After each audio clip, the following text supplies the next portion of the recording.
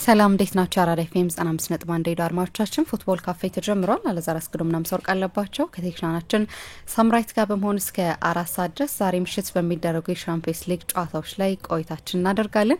የተለያዩ ጨዋታዎች ይደረጋሉ። ደግሞ በመጀመሪያው ዙር ላይ ያልተጠናቀቁ የሚመልሱን ጨዋታ ውጤት የሚጠብቁ በርካታ ጨዋታዎች አሉ። ፒኤስጂ ከሊቨርፑል ጋር የመጀመሪያውን ጨዋታ በፈረንሳይ አድርገው 1-0 አሸንፎ ነበር። ሊቨርፑል ከሚደነቅ አቋም ጋር ፒኤስጂ ተሸንፎ ነበር። ዛሬው ጨዋታ ወሳኝ ነው። በአንፊልድ የሚደረግ ጨዋታ ነው። አንፊልድ በሻምፒየንስ ሊግ ምሽቶች በጣም የተለየ ስቴዲየም እንደሚሆን ይታወቃል። ነገር ግን ፒኤስጂ በመጀመሪያው ጨዋታ ያሳየው ብቃት ይህንን ጨዋታ እንዲጠበቅ አድርጎታል። እውነት ፒኤስጂን ጨዋታ ቀልብሶ የማለፍ አቅም አለው ወይስ ደግሞ ሊቨርፑል የመጀመሪያውን ውጤት አስጠብቆ ወይም ተጨማሪ ግቦችን አስቆጥሮ ወደ ቀጣይ ዙር ያልፋል የሚለውን ጉዳይ እንደዚሁ እናነሳለን። የመስመር ማጥቃት ከመከላከል ጋር የትኛው ቡድን ያሸንፋል የሚለውንም እንደዚሁ የምናነሳ ነው የሚሆነው። ባርሴሎና ከቤኔፊካ የሚያደርገው ጨዋታም ዛሬ ምሽት ይደረጋል። ባርሳ በሀዘን ድባብ ውስጥ የሚያደርገው ጨዋታ ነው። ከኦሳሱና ጋር ሊያደርግ የነበረው ጨዋታም እንደዚሁ ተሰርዟል። ይህንንም ጉዳይ እናነሳለን። በባርሳ በኩል ከፍተኛ የሆነ ስሜትን የመረበሽ ስሜትን የፈጠረ ሀዘን እንደነበር ይታወቃል። ይህንንም ጨዋታ እንደዚሁ የምናነሳ ነው የሚሆነው። ከዛ ውጭ ግን ባየር ሌቨርኩሰን ከባየር ሙኒክ ጨዋታቸውን ያደርጋሉ። የመጀመሪያውን ጨዋታ አስተማማኝ በመሰለ መልኩ አሸንፈዋል። ሙኒክ 3-0 በሆነ ውጤት ነው ያሸነፈው። የዛሬው ጨዋታ በባየር ሌቨርኩሰን ሜዳ የሚደረግ ጨዋታ ነው። ይህንን ጨዋታ የሚቀለብሰው ከሆነ ለጀርመን ሌላ ኃይል የሚሆን ቡድን እየተፈጠረ መሆኑ ማረጋገጫ ሊሆን የሚችልበት ይሆናል። ይህንንም ጉዳይ እናነሳዋለን። አድማጮቻችን በእነዚህ ርዕሰ ጉዳዮች ለዚሁም ደግሞ ዛሬ ምሽት በሚደረጉ የሻምፒየንስ ሊግ ጨዋታዎች ላይ ያላችሁን ሀሳብ አስተያየት በፌስቡክ ገጻችን ላይ ልታጋሩ እንችላላችሁ። እንደተለመደው አብሮነታችሁ ከኛ ጋር ስለሆነ እጅግ ነው የምናመሰግነው። በእነዚህ ጉዳዮች እንቆያለን። እንዴት አደርካሊስ? እግዚአብሔር ይመስገን በጣም ደህና ነኝ። እንዴት አደርሽ? አለሁ። በእነዚህ ጉዳዮች ነው ከአድማጮቻችን ጋር የምንቆየው። ያው በጣም የሚጠብቀው ጨዋታ ሊቨርፑልን ከፒኤስጂ ጋር የሚያገናኘው ጨዋታ ነው የሚሆነው። ግን ደግሞ ሌሎችም መርሃ ግብሮች አሉ።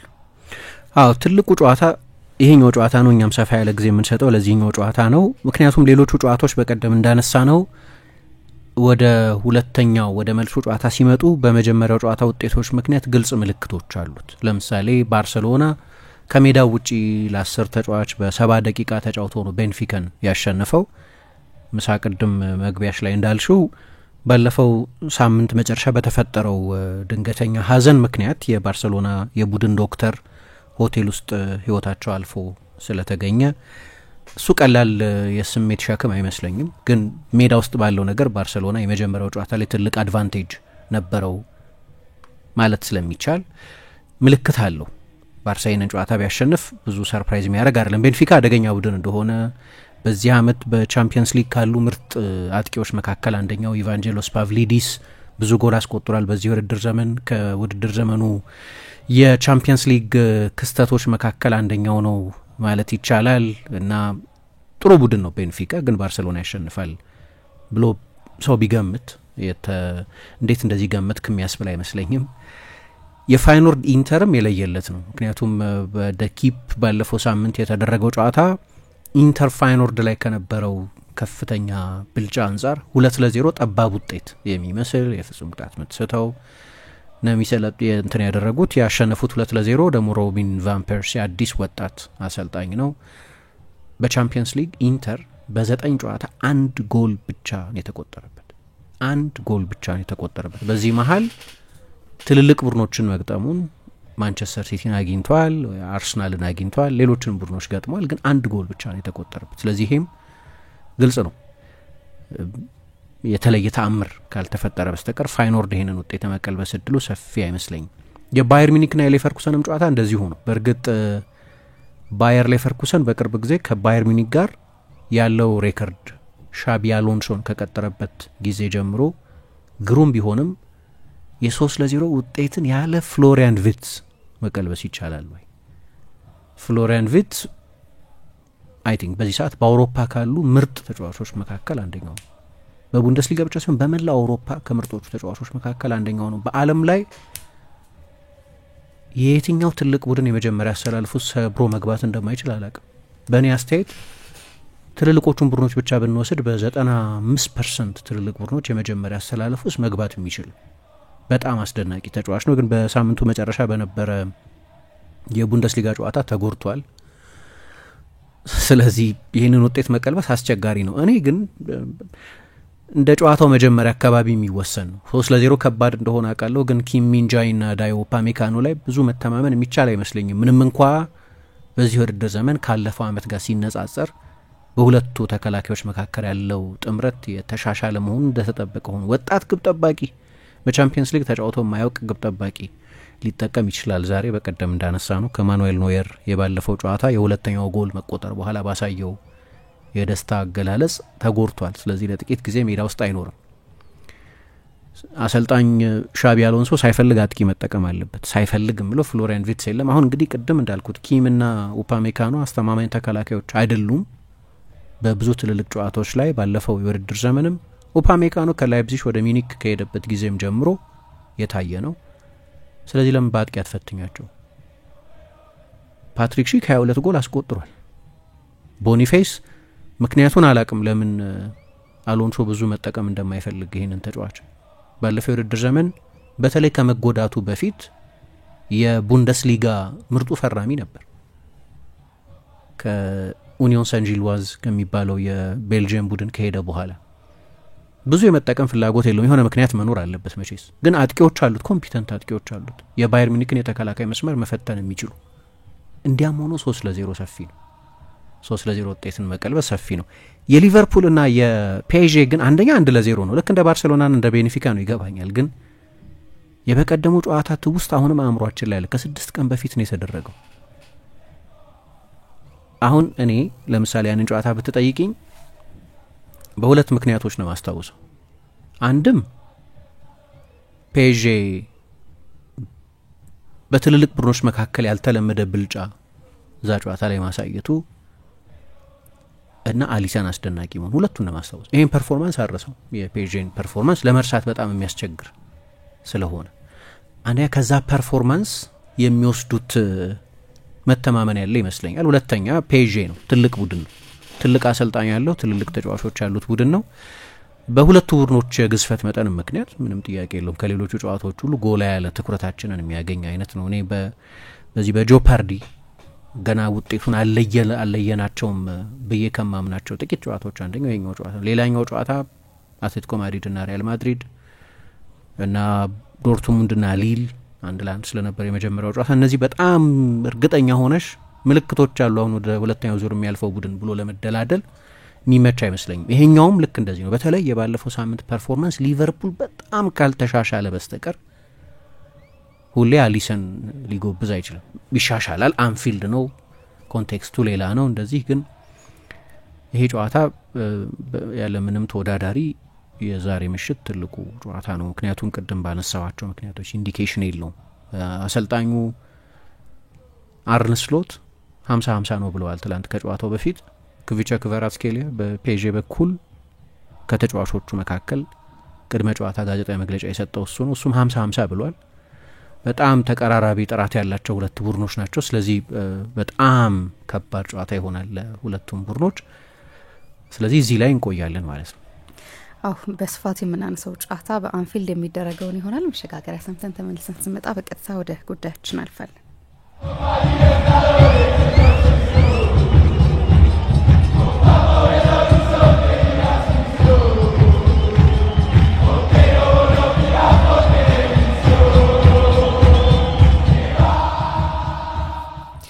ተመልሰናል። አድማጮቻችን አራዳ ኤፍኤም 95.1 ላይ ነው የምትገኙትኝ። በአንፊልድ የሚደረገውን ጨዋታ እንመልከት። ሊቨርፑል 1-0 እየመራ ነው የዛሬውን ጨዋታ የሚጀምረው። ይህንን ጉዳይ እናንሳ። ለመቀልበስ የሚቻል ውጤት ነው፣ ነገር ግን ተጋጣሚው ሊቨርፑል ነው። ለዛውም በአንፊልድ የሚደረግ ጨዋታ ነው። ሊቨርፑል ደግሞ በምንም ሁኔታ እንደ መጀመሪያው አይነት የጨዋታ ስታይል ይዞ ወደ ሜዳ ይቀርባል ወይም ደግሞ እንደ መጀመሪያው አይነት የጨዋታ ብልጫ ይወሰድበታል ተብሎ አይጠበቅም። ይህንን ጉዳይ እንመልከተው። ልክ ነው። ምን ይነግርሻለብሽ? ምን አይነት ጨዋታ ምን ይመስልሻል? ያው መጀመሪያ ላይ እኔ ይሄ ድልድል ሲወጣ እድሉን የሰጠሁት ለፒኤስጂ ነው። ፒኤስጂ ያልፋል እያልኩ ነበር አይደለም። ምክንያቱም በጣም ጠንካራ ቡድን እንደሆነ ያስታውቃል። ደግሞ ሁል ጊዜ እንደምናነሳው አሁን ቡድኑ የሲስተም ቡድን እየሆነ መጥቷል በፒኤስጂ በኩልና በጣም ከባድ ሊሆን ይችላል። ምክንያቱም ሊቨርፑል የፕሪሚየር ሊጉ መሪ ሲሆን ሁሉንም ጨዋታዎች ላይ ጥሩ አልነበረም አይደለ? ምክንያቱም አንዳንድ የፕሪሚየር ሊግ ጨዋታዎች ላይ የዋንጫ ቲም ሆኖ ማሸነፍ የቻለባቸው ነገር ግን በፐርፎርማንስ ደረጃ ጥሩ ያልተጫወተባቸው ጊዜያቶች ነበሩ። ስለዚህ ፒኤስጂ ምናልባት ይህንን ጨዋታ ያሸንፋል ወይም በድምር ውጤት ወደ ቀጣዩ ዙር ያልፋል ብዬ ገምቼ ነበር ነው መጀመሪያ ላይ ና በጣም ተገርም ያለው ግን ብልጫውን ጠብቅ ያለው ግን በዚህ መጠን ይሆናል ብዬ አልጠበቅኩም። የዛሬው ጨዋታ ሊቀለበስ የሚችል ይመስለኛል። በፔዤ በኩል ከዚህ ጨዋታ እንግዲህ 6 ቀን ነው በዛኛው ጨዋታና በዚህኛው ጨዋታ መካከል ባለፈው ረቡዕ ስለነበር የተደረገው በተቻለ መጠን በራስ የፔዤ ተጫዋቾችን በራስ መተማመን ይህንን ውጤት መቀልበስ እንችላለን 1-0 ነው 27 ሙከራ አድርገናል። ግብ ጠባቂያቸው አስደናቂ ነበር። ጎሉ የተቆጠረው ወይም አሸናፊው ቡድን አሰልጣኙ አርነ ስሎትም ትላንት እንደተናገሩት ውጤቱ የኛ ጨዋታው ይነርሱ ነበር ሚል አስተያየት ሰጥተዋል። በጣም ጥሩ አገላለጽ ነው። ግን አንዳንድ የተለዩ ሌላ ጊዜ ከጨዋታ አስቀድሞ ከሚያደርጋቸው ሩቲኖች ያደረጋቸው የተለዩ ነገሮች አሉ። ለምሳሌ በሳምንቱ መጨረሻ ከሮዞን ፓርክ በሚባለው ስቴዲየም ከሬን ከሚባለው ቡድን ጋር በአቢቤ ከሚሰለጥነው ቡድን ጋር ነበር የተጫወተው። ያሳረፋቸው አንዳንድ ቁልፍ ተጫዋቾች አሉ። በተቻለ መጠን ለብዙዎቹ ተጫዋቾች ተመጣጣኝ ጨዋታ ደቂቃ ለመስጠት ሞክሯል። ግን ለምሳሌ ዴምቤሌ ተቀይሮ ነው የገባው 2 ጎል አስቆጥሯል። ተቀይሮ ከገባ በኋላ የቀድሞ ቡድኑ ነው ሬን በነገራችን ወደ ዶርትሙንድ ከመሄዱ በፊት የተጫወተበት ክለብ ነው። ከዛ ባርሳ አሁን ፔዤ ክቪቻ ክቫራትስኬሊያን ቀይሮ ነው ያስገባው። ስለዚህ ያሳርፏቸዋል እነዚህን 2 ተጫዋቾች ቢያንስ ለ1 ሰዓት ገደማ።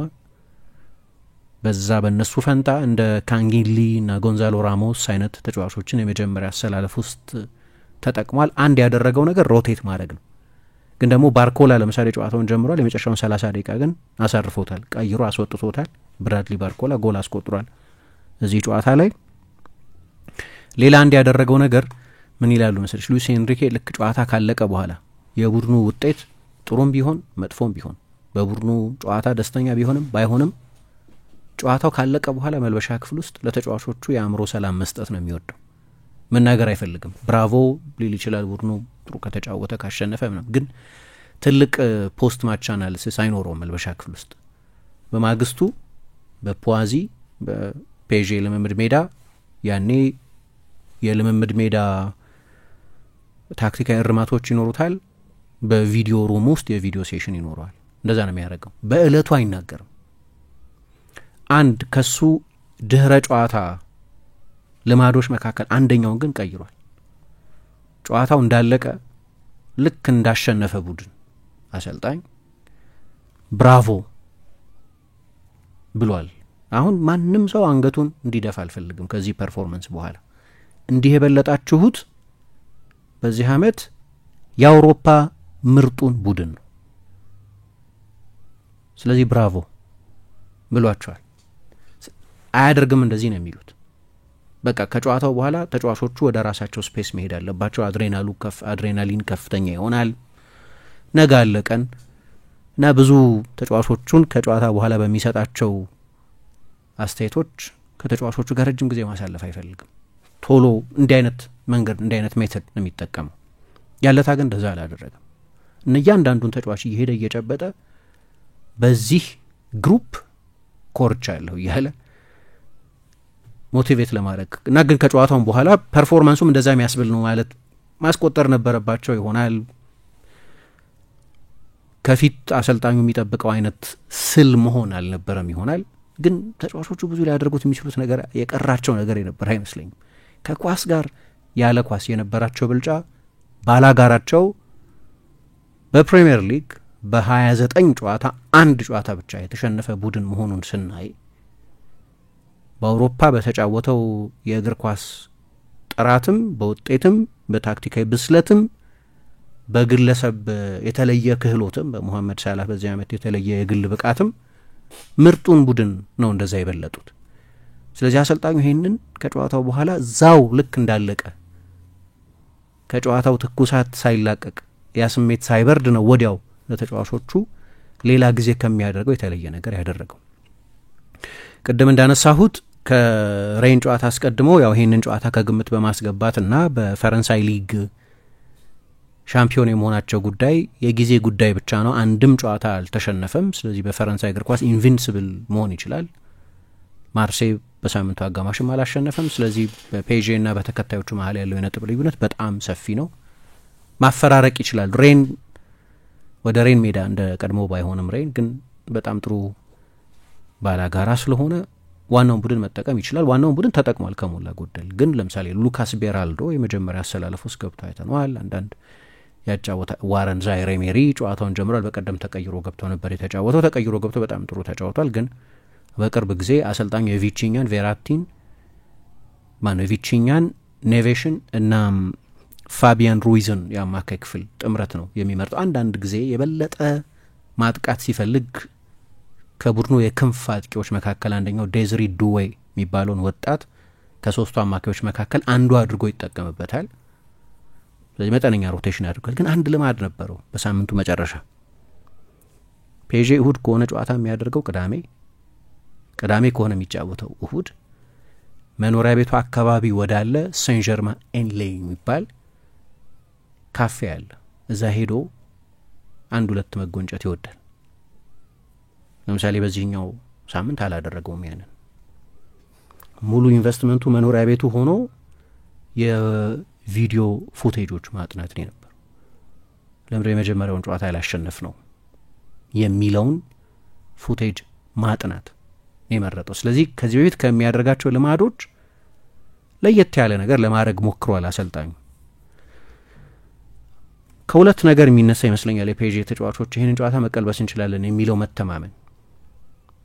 አንድ የጨዋታው ባህሪ የባላጋራቸው የጥራት መጠን የተለያየ ቢሆንም ባለፈው የውድድር ዘመን የመጀመሪያ የባርሰሎናን ጨዋታ በሜዳቸው ተሸንፈው ነበር 3-2።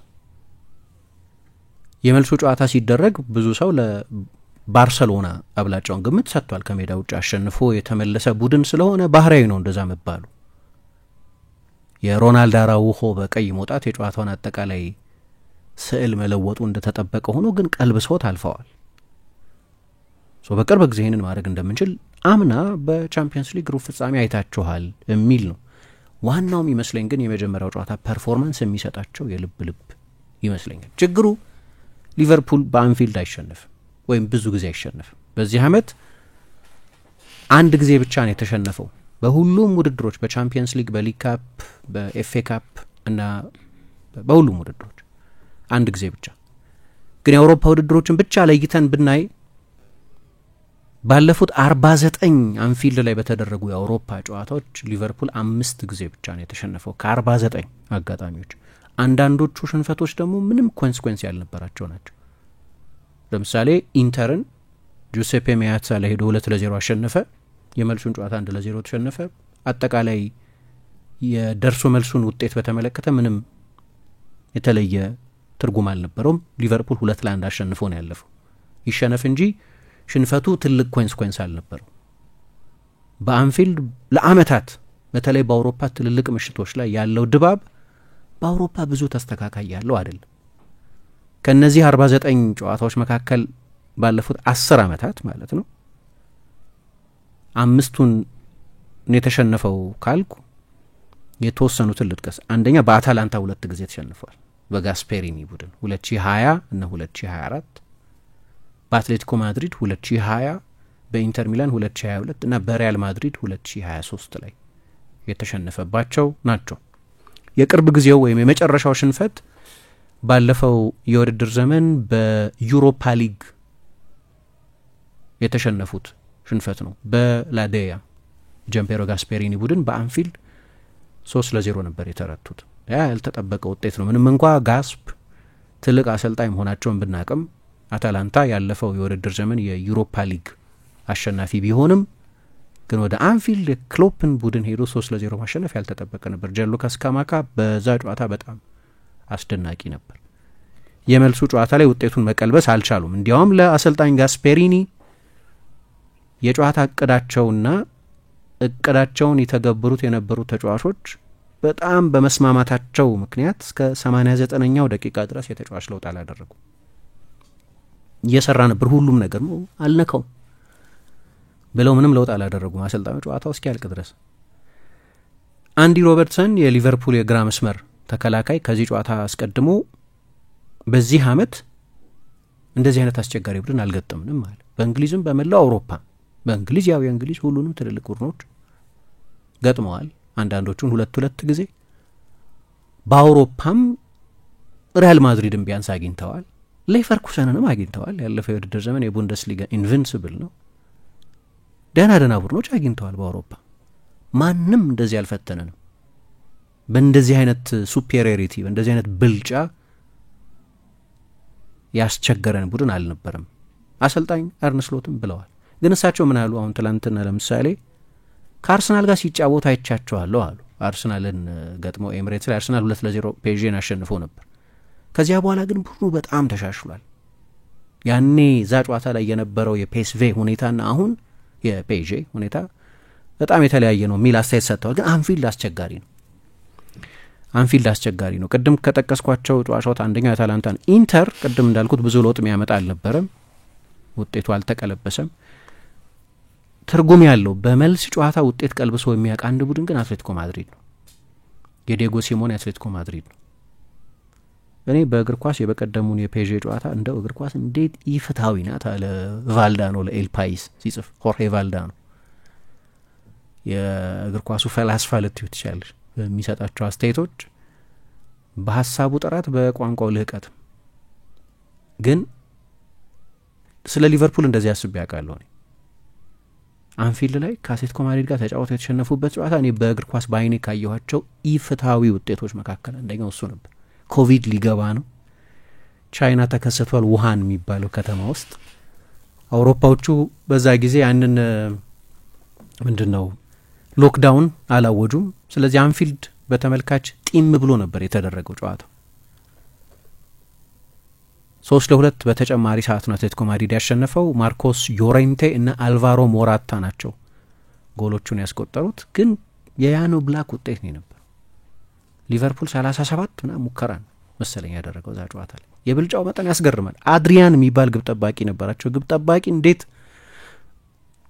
ወሳኝ እንደሆነ የምታውቂው አድሪያን የሁለቱ ጎሎች ባለቤት ነው አሁን በሪያል ቤቲስ ነው የሚጫወተው ትልልቅ ስህተቶች ሰርቶ ነበር ዛ ጨዋታ ላይ በሜርሲሳይድ በነገራችን ላይ ለኮቪድ መስፋፋት ትልቅ ምክንያት ሆነ የሚባል ጨዋታ ነው ምክንያቱም ያኔ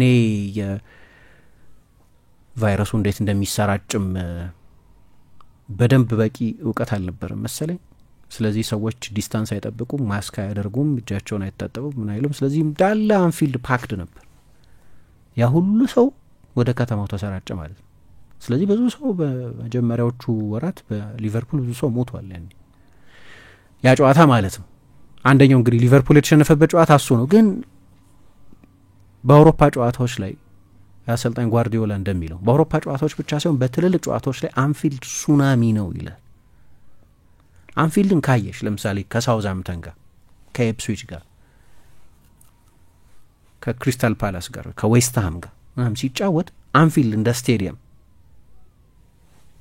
ከሌሎች የእንግሊዝ ስቴዲየሞች የተለየ ደማቅ ድባብ የለውም በእንደዚህ አይነት ጨዋታዎች እንዲያውም አንዳንድ ጊዜ የባላጋራ ቡድን ማለት ጨዋታው ሲጀመር የተለመደው የዊል ኔቨር ዎክ አሎን መዝሙር ይሰማል ሌሎቹ መዝሙሮቻቸው ይሰማሉ ግን ከሌላ የእንግሊዝ ስቴዲየም የተለየ የፋን አትሞስፌር የለውም ስቴዲየሙን አይደለም የምለው አንፊልድ ያለውን ግርማ አይደለም የምለው ግን ድጋፉን ነው የምለው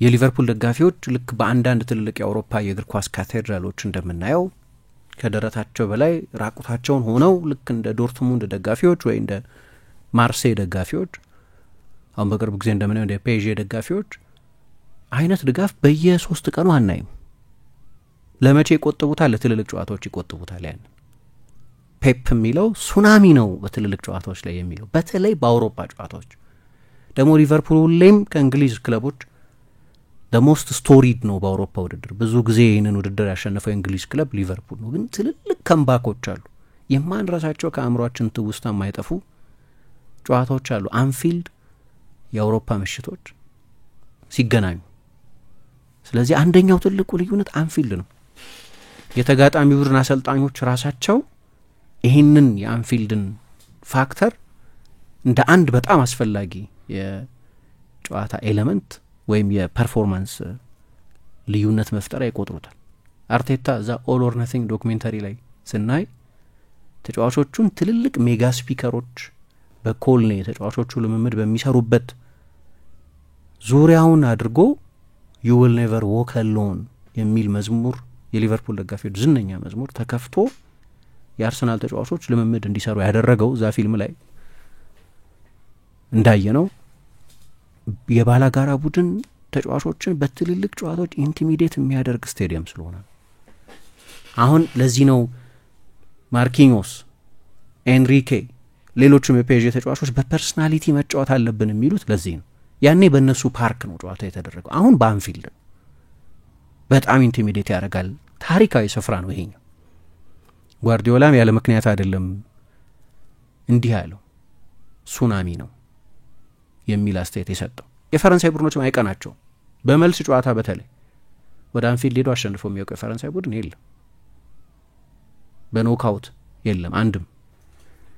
ፓሪስ ሳን ጀርማን ሄዷል። እንደው የምድብ ጨዋታዎችንም ብንጨምር ሞናኮ ሄዷል፣ ሊል፣ ቦርዶ፣ ኦዘር፣ ቱሉዝ፣ ስትራስቡር፣ ሶንቴቲየን እነዚህ ሁሉ ወደ አንፊልድ ሄደው ተጫውተው የሚያውቁ የፈረንሳይ ክለቦች ናቸው። ሁሉም የፔዥ አሁን ያለው ጥራት ላይ ነበሩ አይደሉም። ግን ማርሴይና ሊዮን ብቻ ናቸው ያሸነፉት 2007 2009። ግን እነሱም የምድብ ጨዋታዎች ናቸው፣ ብዙ ትልቅ ኮንሲኩዌንስ ያልነበራቸው ናቸው። የአንፊልድ ፋክተር አለ ዛሬ። ግን ያኛው ጨዋታ ፐርፎርማንስ ጨዋታው ካለቀ በኋላ ሲቢኤስ ላይ ሶሻል ሚዲያ ላይ ሰርኩሌት ሲያደርግ አይተሹ እንደሆነ ትዊተር ላይ ዩቲዩብ ላይ ልክ ጄሚ ካራገር መጀመሪያ ያለው ምንድን ነው ኢትስ ዘ ቢገስት ሮበሪ ትልቁ ዝርፊያ ነው አለ። እቺኑ ተመሳሳይ ሀረግ ሌኪፕ የሚባል የፈረንሳይ ጋዜጣ ተጠቅሟታል። የእንግሊዝ ዝርፊያ ብሎ ነው ርዕሱን የጻፈው። የእንግሊዝ ክለብ መጥቶ ዘርፎናል አይነት ስሜት አላቸው። ይሄ አስተያየት የሚነሳው ከፐርፎርማንሱ ነው። አንድ ቦታ ሳይ ምን ይላል? ሊቨርፑል 295 ፓስ ነው የተቀባበለው እዛ ጨዋታ ላይ። በ6 ዓመት ውስጥ አነስተኛው በአንድ ጨዋታ። 2019 የቻምፒየንስ ሊግ ፍጻሜ ላይ ከቶተናም ጋር ማድሪድ ላይ ሲጫወቱ 272 ፓስ ነበር የተቀባበሉት። በምርጫ ቢሆን አንድ ነገር ነው። በምርጫ አይደለም፣ በመገደድ ነው። በፔዥ ከፍተኛ ብልጫ ጫና ስር በመውደቅ ነው እንጂ በመፍቀድ አይደለም። የጨዋታ እቅድሽ ሆኖ ለምሳሌ ዲየጎ ሲሞኔ ፐርፌክትሊ 100 ፓስ ቢያደርግ ችግር የለበትም። አንዳንድ ጊዜ ያደርገዋል እንደዛ። ወደ ራሱ ሳጥን ካምፕ ያደርጋል።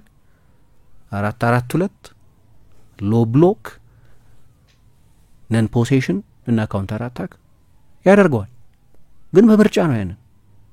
አርነ ስሎት ከጨዋታው በኋላ ከሌሎቹ ጨዋታዎች ይልቅ የፔዥ ፈጣን የክንፍ ተጫዋቾች አንደኛ አንድ ለአንድ የባላንጋራ ቡድን የመስመር ተጫዋቾች አልፈው መሄድ ስለሚችሉ፣ ሁለተኛ ወደ መሀል ሜዳ የምንጠጋ ከሆነ ከጀርባ የሚተውን ክፍት ቦታ ማጥቃት ስለሚችሉ እንደ ሌላው ጊዜ አይነት ሃይ ዲፌንሲቭ ብሎክ ላለመጫወት ወስነን ነበር። ከዛ በተረፈ ያለው ነገር ግን በእቅድ ያደረግነው አይደለም አሉ። ፖሴሽንም ቢሆን ፔዥ በሜዳው ነው፣ በጣም ኃይለኛ የፖሴሽን ቡድን ነው። ስለዚህ ኳስ የበለጠ ሊቆጣጠር ይችላል ብለን ገምተናል። ግን ይህንን ያህል የኳስ ቁጥጥር ብልጫ እንዲኖር አላቀድንበትም አሉ። በእቅድ አይደለም ሊቨርፑል እንደዛ የተጫወተው፣ በፔዥ በጣም ጥሩ መጫወት ምክንያት ነው እንደዛ የሆነው።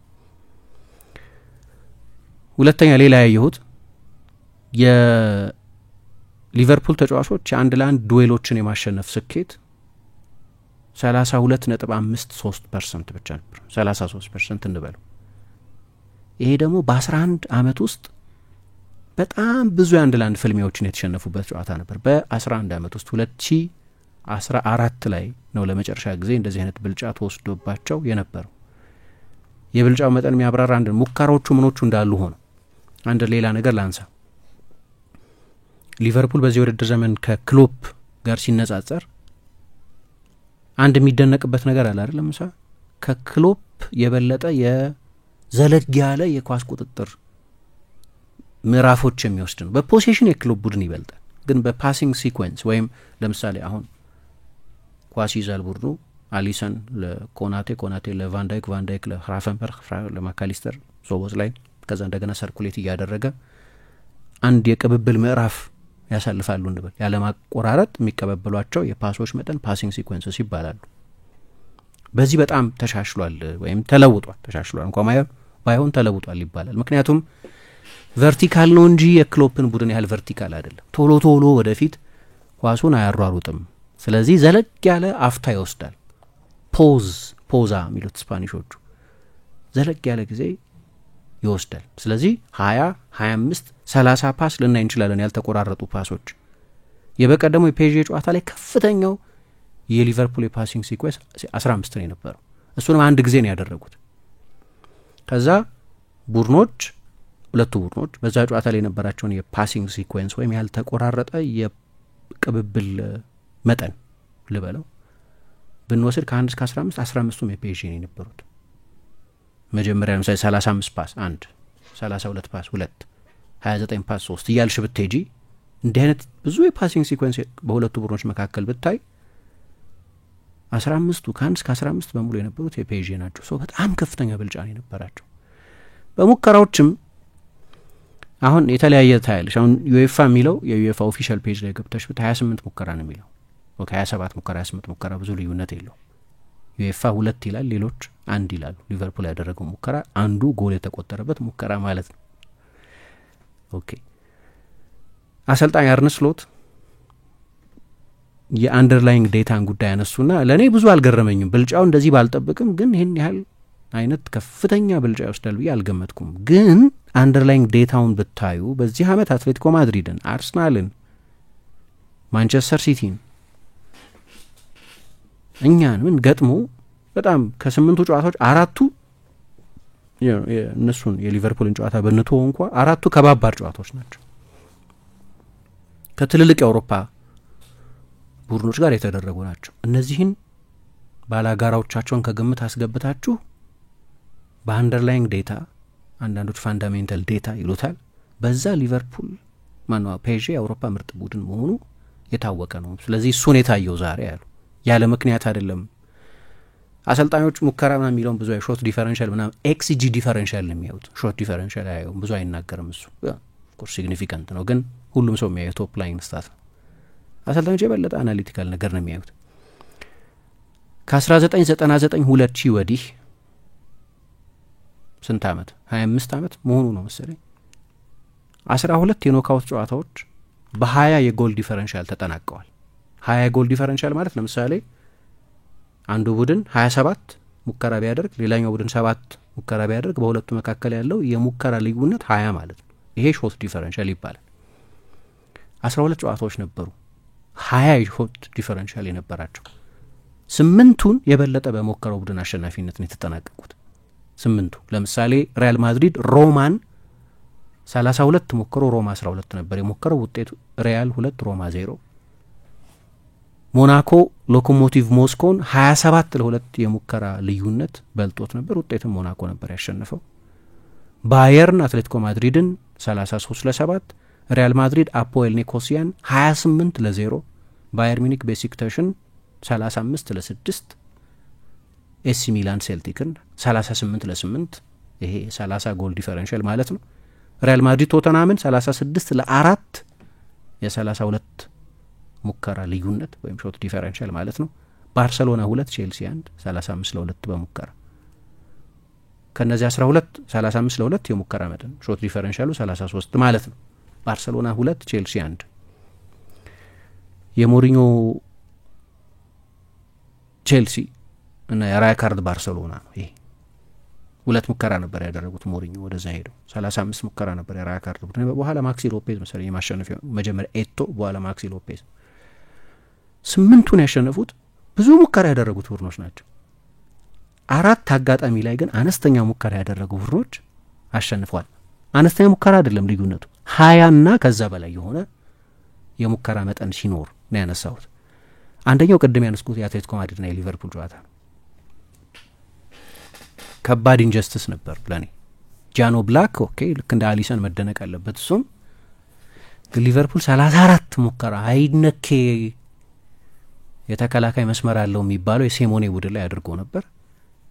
አትሌቲኮ ማድሪድ 10 ሁለተኛው አንደኛው ውጤት እንግዲህ መጨረሻ ላይ አትሌቲኮ ማድሪድ ያነሰ በ20 ያነሰ ሙከራ ያደረገው ቡድን አሸንፏል።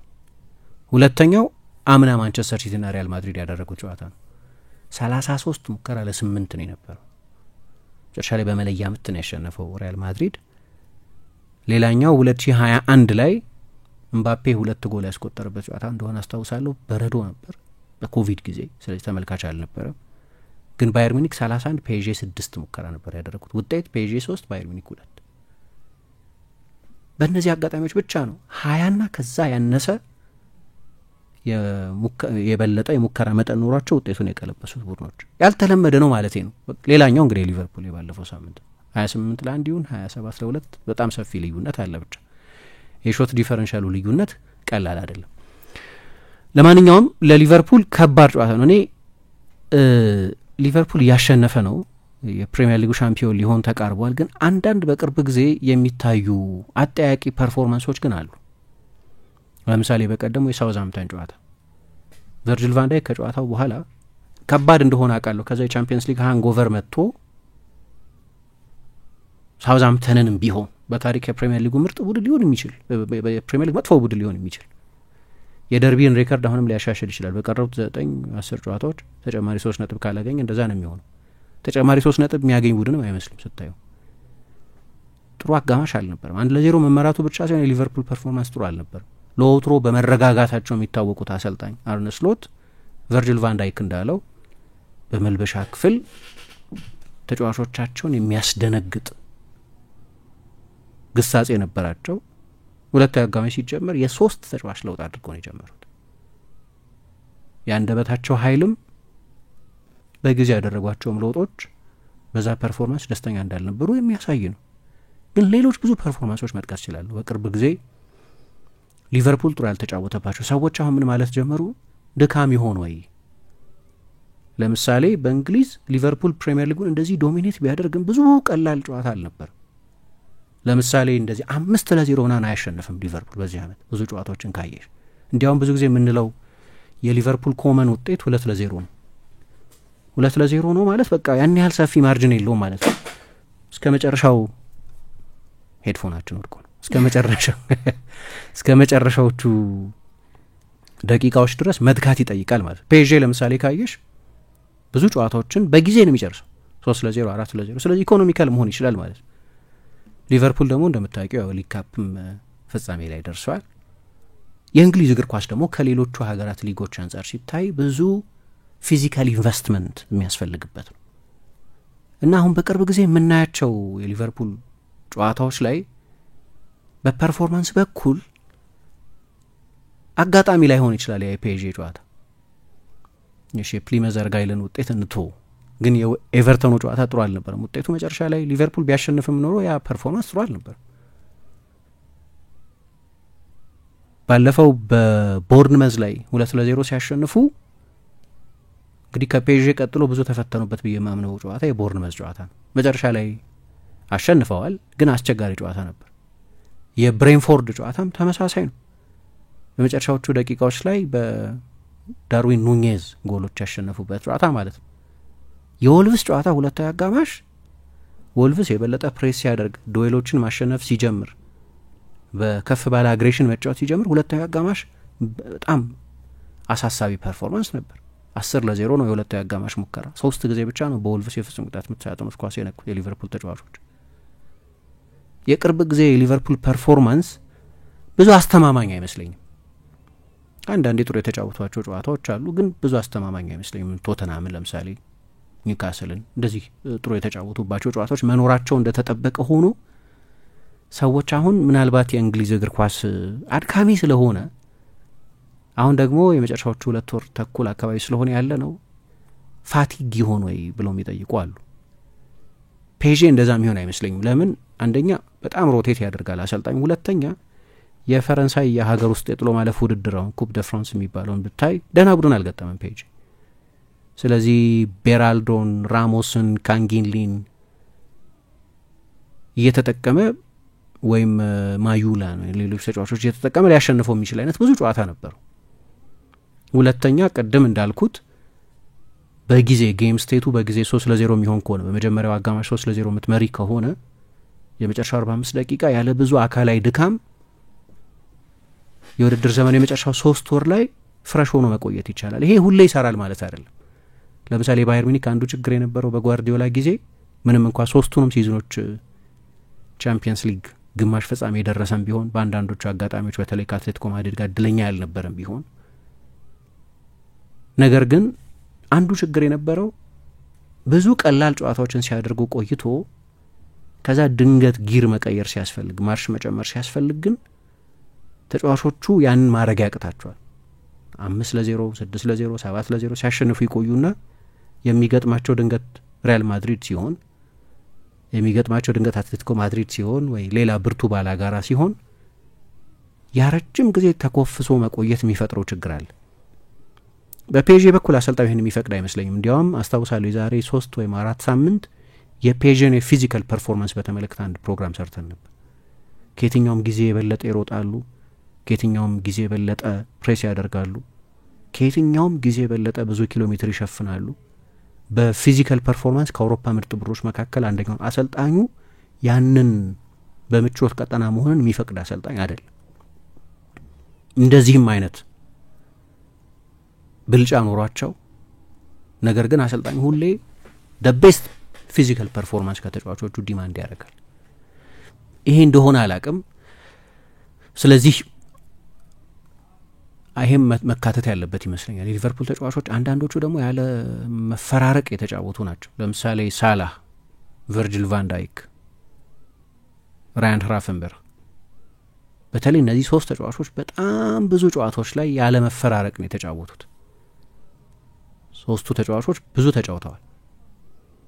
ሳላህ ከቨርጅል ቫን ዳይክ በ35 ደቂቃ ያነሰ ነው የተጫወተው። እነዚህ 2 ተጫዋቾች ደግሞ 32 33 ዓመታቸው፣ አንዱ በቅርብ ጊዜ 34 አንዱ በቅርብ ጊዜ 33 ዓመት ይሆናቸዋል። ምንም እንኳ አስደናቂ ውድድር ዘመን እያሳለፉ ቢሆንም ግን ምናልባት የፊዚካል ዲማንዱ የእንግሊዝ ከባድ ስለሆነ ሳይሆን አይቀርም የባለፈው ጨዋታ ላይ እንደዛ ያስቸገራቸው። ሊያስኬድ የሚችል ሎጂክ ነው። አንድ ሊያስኬድ የሚችል ሎጂክ ነው ብለን ልንቀበለው እንችላለን። ይህንን ያህል ካልን ሌላው የአእምሮ ጉዳይ ነው።